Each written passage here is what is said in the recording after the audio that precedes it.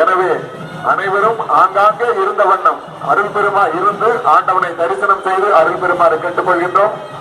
சிவாச்சாரியார்களுக்கு மட்டும் வழிவிடுங்கள்.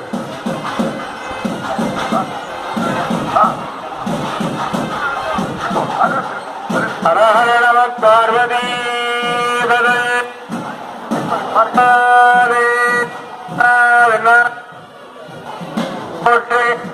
எல்லாத்தோருக்கும் எல்லாம் வல்ல நமது மகேஸ்வரிகளே அருள்பாலித்து வேண்டியவருக்கு வேண்டிய வரங்களை தரக்கூடிய நமது பால விநாயகர் பெருமானுடைய ஆலய மகா கும்பாபிஷேக பெருவிழாவானது இன்னும் சில வழித்துறைகளிலே நடைபெற இருக்கின்றன.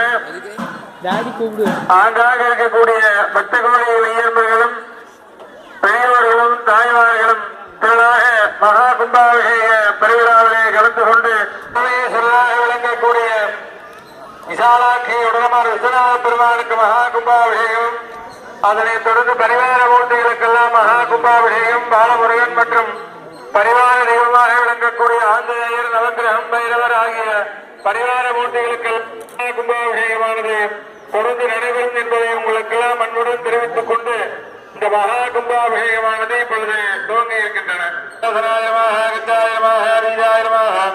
அங்குராயிரமாக நாலாயிரமாக